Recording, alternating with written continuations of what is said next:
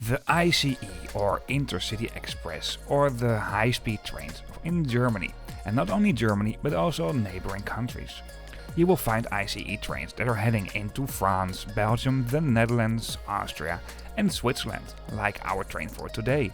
Today we'll be traveling on board of an ICE train that started in Hamburg in the north of Germany and is heading for Brig, what is not far away from the Swiss-Italian border. Join me on board of this InterCity Express from Hamburg to Basel in Switzerland. I won't be taking it all the way though, and in this video I won't be featuring Hamburg main station but Hamburg Dammtor instead, where quite a lot of long distance trains also do go. I'll tell you all about that in this video, but for now let's get this video on the track and let's roll the intro.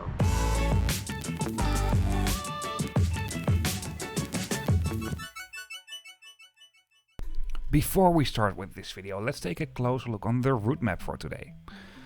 Basically, most InterCity Express trains that are heading into Switzerland from Germany do all go to Basel. Some of these trains do terminate in Basel and other trains continue their way to other destinations in Switzerland.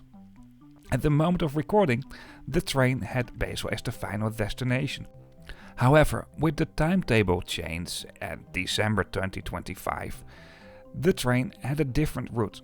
The German section is basically the same, however, in Switzerland the train will continue to Brig. But one thing is for sure, as you can see the route already, this is definitely not the fastest train between Hamburg and Switzerland, because this train makes a detour via the Ruhr area in Germany. I bet most people will not travel along this train for the entire journey for the same reason. For me, this train was also for a shorter journey because I traveled on board of this train until Osnabrück, from where on I changed to another train that was heading to the Netherlands, where I'm from, if you haven't heard from my accent yet. At least if you watch this video in the original language on YouTube, what is English. For the same reason I also shortly want to highlight the fastest route along this route, what is basically if you go from Hamburg southbound to Hanover. Until the railway station of Frankfurt this is a different route, but shortly after leaving Frankfurt main station this is the same route. The train we had doesn't call at Frankfurt main station but at Frankfurt airport only. Once again, what you see right here is the fastest route between Switzerland and Hamburg, but the train we had has another route and goes deeper into Switzerland. You might find trains that have other destinations and go deeper into Switzerland as well. This specific video we started at the railway station of Hamburg Dammtor. What is not very big, but there's a reason why I do this. Before I explain that reason, let me show you a map of the situation for the major railway stations in Hamburg. What are Hamburg Altona, Hamburg Dammtor, where we are right now, Hamburg Hauptbahnhof or Hamburg main station, and Hamburg Harburg. There is a big yard for trains and that's located over here, close to Hamburg Altona railway station, so quite some ICE trains will start their journey over there and then move onward to Hamburg main station or Hamburg Hauptbahnhof. Some of those trains will also stop at the railway station for Hamburg Dammtor, where we are right now, and others will just pass by. Some other trains that come from the yard will go directly to Hamburg main station, and some other trains will first also make a call at Hamburg Dammtor. However, Hamburg Hauptbahnhof or Hamburg main station is really busy and actually a bit messy. It's not my favorite railway station for the same reason. I don't say that I hate Hamburg main station, but it's definitely not one of my favorite railway stations. In Germany, railway stations do have category numbers. Basically, category 1 is very important, and then that goes up to category 7, what might be only stops on request, and everything in between. Within Germany, you find around 5,400 railway stations. However, only 21 railway stations are listed in category 1, and only 87 railway stations have been mentioned in category 2. And the stations I just mentioned, so Hamburg Altona and Hamburg Hauptbahnhof, they are in category 1, and the railway station Hamburg Dammtor and Hamburg Harburg, the first one we'll be featuring in this video, are mentioned as category 2. And Hamburg Hauptbahnhof, so Hamburg main station, is basically one of Europe's busiest railway stations. There are different lists with different numbers on this topic, but according to the most recent data I just looked up on Wikipedia, it's the second busiest railway station in all of Europe. And it's crowded in Hamburg Hauptbahnhof, so therefore I'd like to show you the alternatives. However, keep in mind, not all long distance trains do call here. At the side of the railway station, basically you find two sides, but at this side, what I think I can describe best at the front, there are some parking spots, a taxi stand, and pretty close to here there's a hotel. Actually, I like the architecture of this railway station. And also inside the railway station there are quite some shops, but it's not super crowded like at Hamburg main station.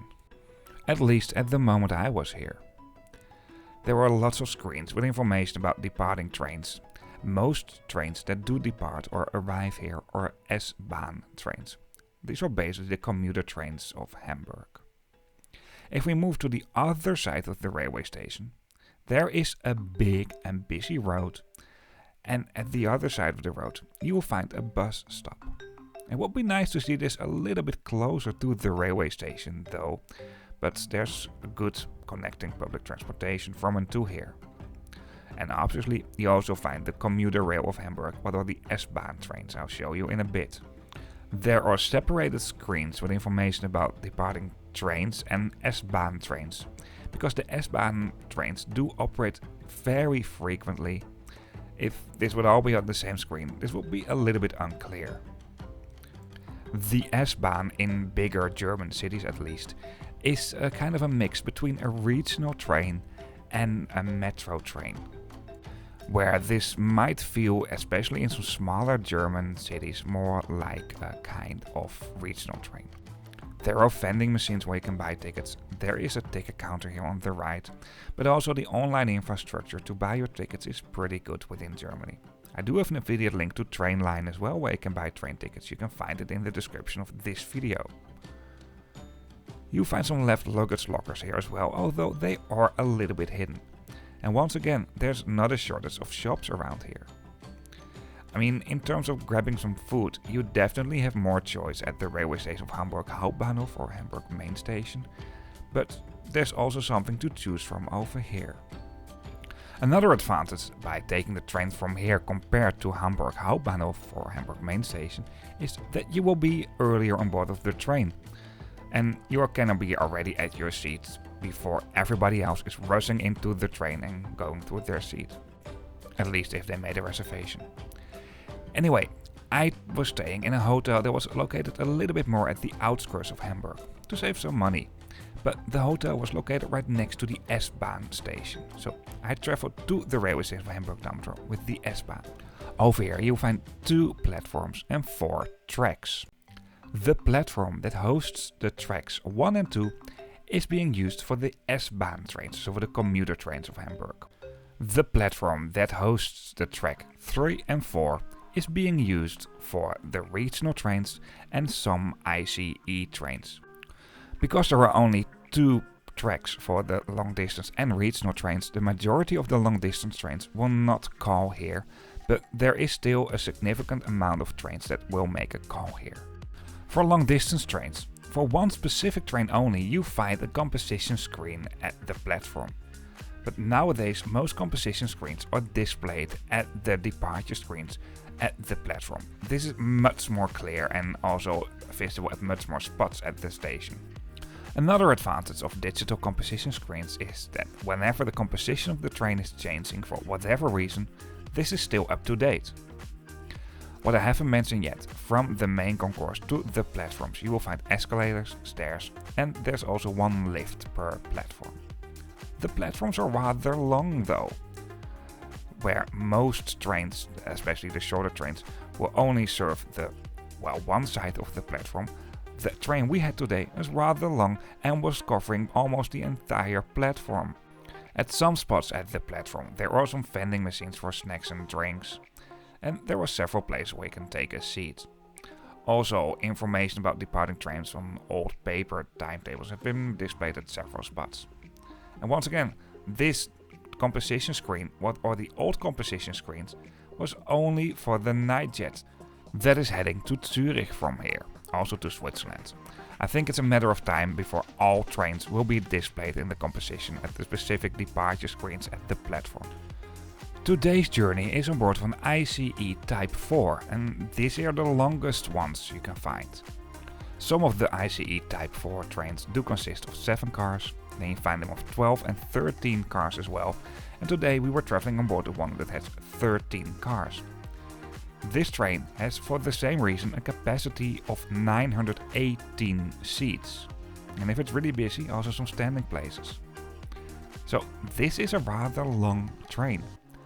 The ICE Type 4 trains are also very lightweight. They might not be the fastest ICE trains, but because they are very lightweight and can accelerate really fast, they can also cut down the travel time not by their speed, but by acceleration.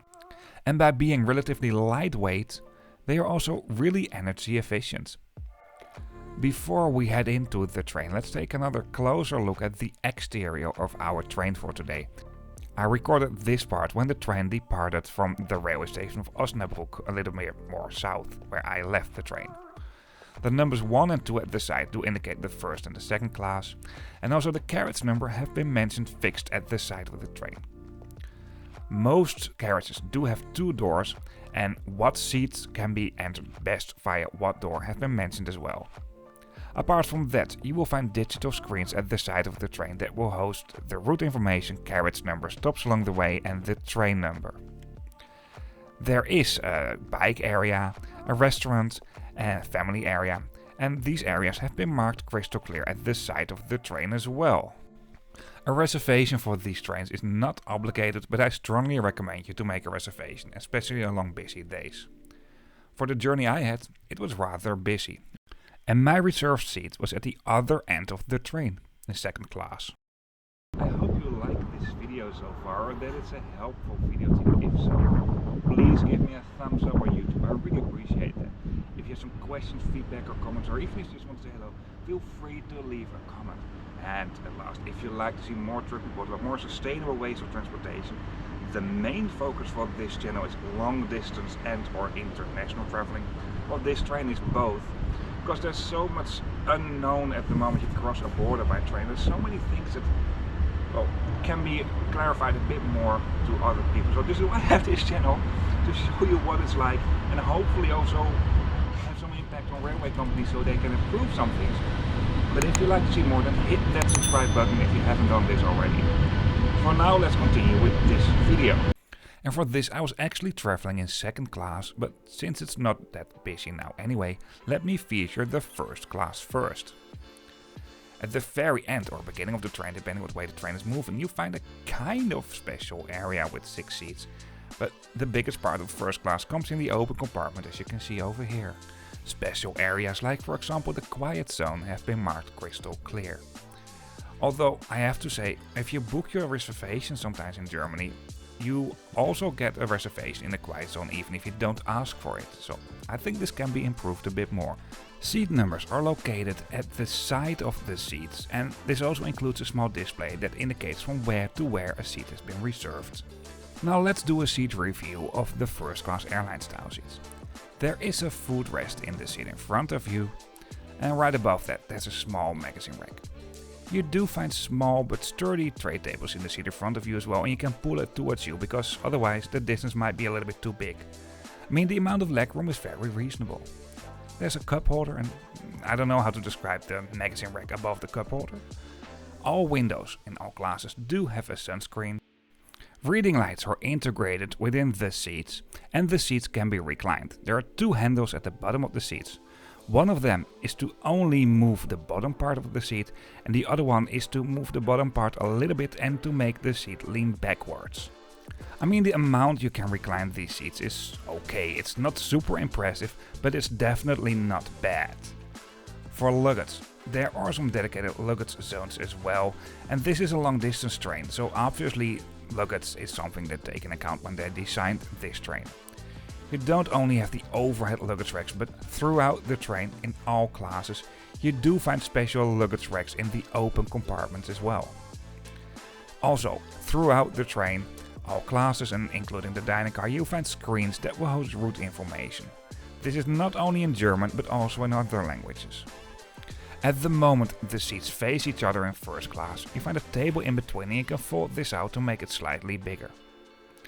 At the moment I was recording this part of the video, the train just arrived at the railway station of Hamburg Hauptbahnhof or Hamburg Main Station.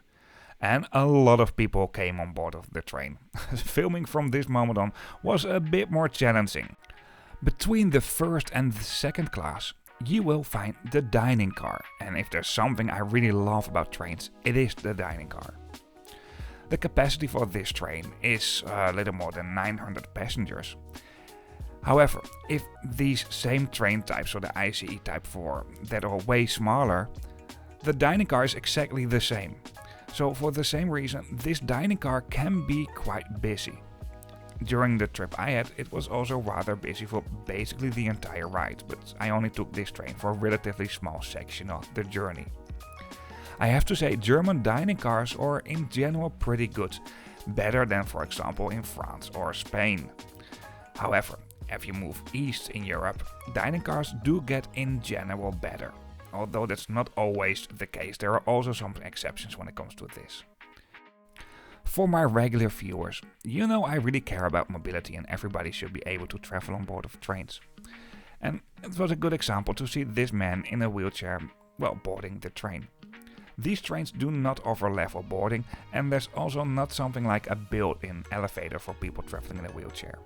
So you will depend on staff that has a kind of lift to lift you from the platform into the train. I think this can be improved, and on this topic these are definitely not the best trains. The wheelchair area though is rather spacious. There's a special accessible toilet, and pretty often in trains you also find the child area near the accessible area. The child area was unfortunately occupied. As a father of a very young baby, traveling in the child area is actually really nice. You have your own compartment, there's only one child area that hosts about 5 seats, and close to the child area you find the accessible area in the train. And close to the accessible area you will also find the family area. Well, from this moment on it was getting busy. And in this situation the best thing is to move to my specific seat and try to film from there on if other people are sitting as well. That's easiest for everybody. So I moved to the other end of the train to my seat. These are long trains, and if you didn't pay attention at the platform what area of the train is where at the platform, you might end up, well, dragging your suitcase throughout the entire train. I mean, this information has been given pretty clear, but as a not frequent railway passenger, or maybe you just didn't pay attention, well, you might end up in the wrong part of the train. But once again, this information has been given pretty clear. Something that I really want to highlight, and I'm talking on behalf of a young father, and yeah, we might have a second-hand push car. Actually, it was gifted to us by someone who, well, actually gave us a really nice push car for the kids. But if you have a push car, and I saw a lot of them, you can easily store them in the luggage areas. And there's no reason to store any push car near the entrance doors. As a matter of fact, I was really annoyed by this. Actually, these parents also reserved a seat in the quiet area with some kids. Well, once again, when it comes to this, seats that are being assigned in the quiet area sometimes automatically, I think this is not something you can blame the parents for. This is basically something that can be improved in the booking system of the German state-owned railway company DB. But if you're traveling with kids in a quiet area, I don't think that's really nice for other passengers as well. Anyway, the specific seat I had today was the only solo seat in second class, and it was still available for the stretch of the journey that I took. Close to this, you will also find the bike area. Well, if you are traveling with a bike on board of these trains, a reservation is obligated. There are spots for 8 bikes on board of these trains. When it comes to this, also the shorter ICE Type 4 trains do have 8 bike spots. Close to the bike area there's a kind of, well, private area in second class with 8 seats as well. And there are some folding seats right next to the bike as well. Anyway, this here was my seat for this journey. Seat 91 is once again the only solo seat in second class.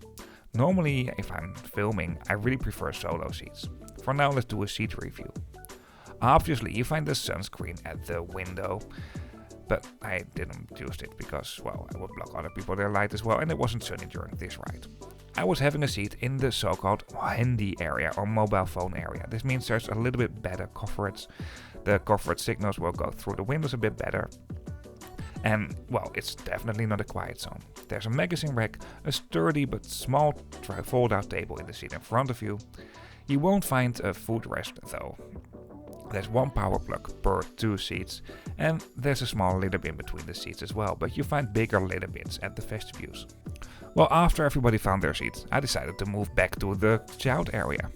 And yes, here we have the push car again. I really have a strong opinion about this, and I think it's just, well, more than silly, but silly is the most kind word I could say if you put a push car like this. I mean, you can make it way smaller, it easily fits within the luggage racks.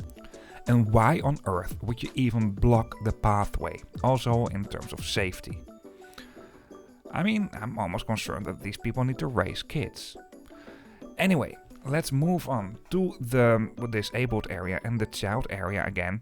Maybe it's a little bit easier to film now, but I can tell you already, it was rather busy.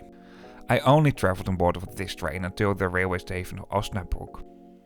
According to the DB Planner app, it was, well, average busy between Hamburg and Bremen, and from Bremen on, the train was basically busy for the entire journey.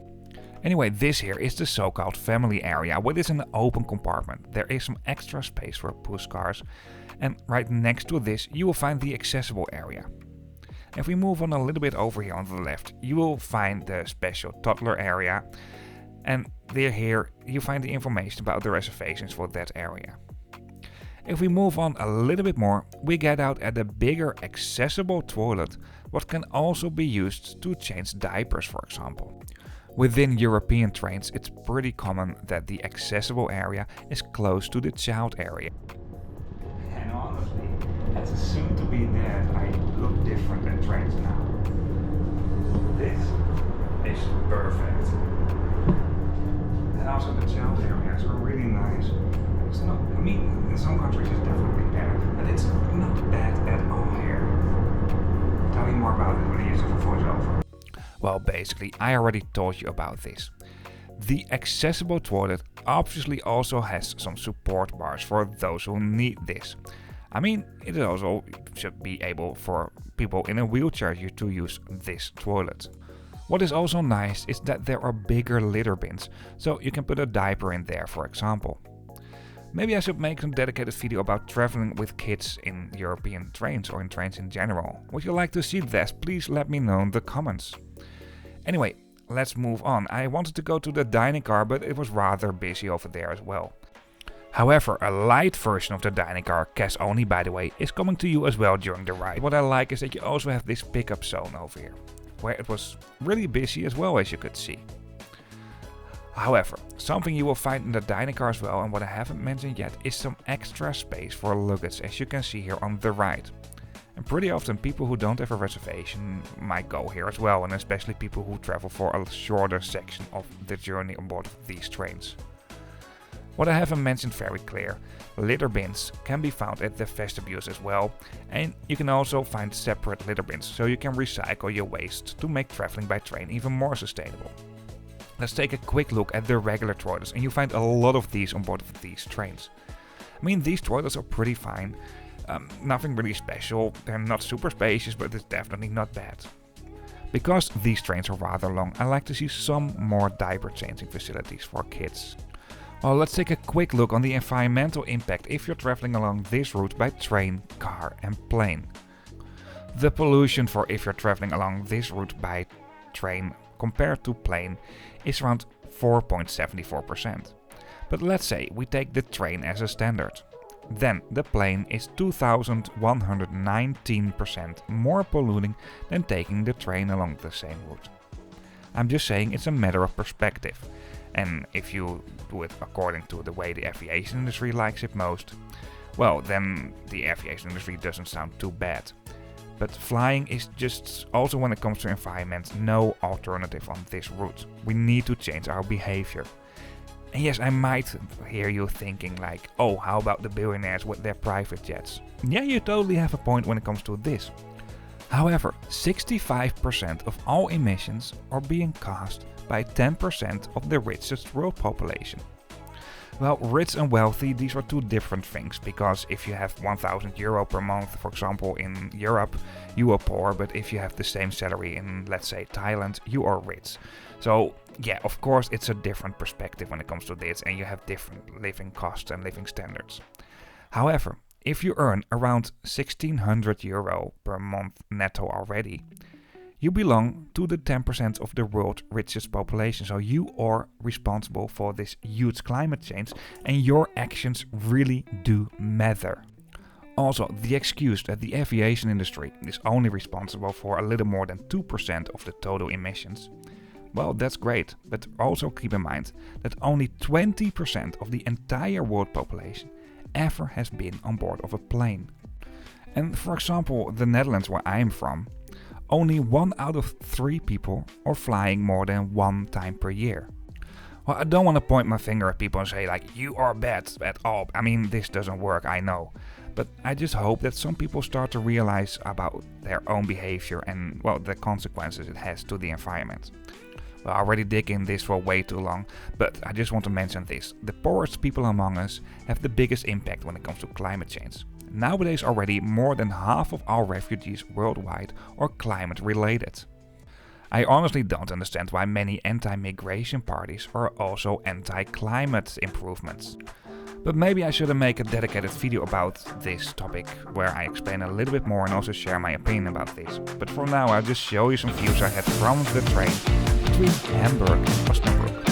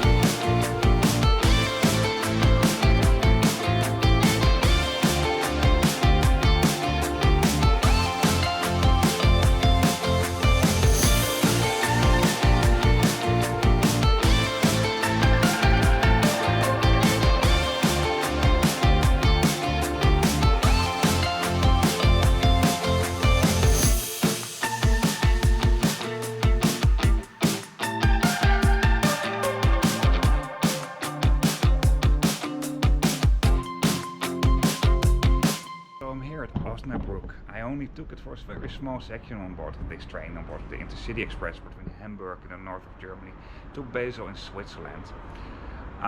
But I still hope you like this video, or this has been a helpful video to you. If so, please give me a thumbs up, I really appreciate that. If you have questions, feedback, even if you just want to say hello, feel free to leave a comment. And if you'd like to see more trip reports about more sustainable ways of transportation, then hit that subscribe button if you haven't done this already. Before we really end up this video, one very last thing. Related videos can be found in the description of this video. There you also find a link to Trainline where you can book train tickets. And something else you find in the description of this video is a link to a map where you find all videos as well, but then on a map. And obviously you can also subscribe to see new videos coming up and see old videos on the channel as well. See you on the next video.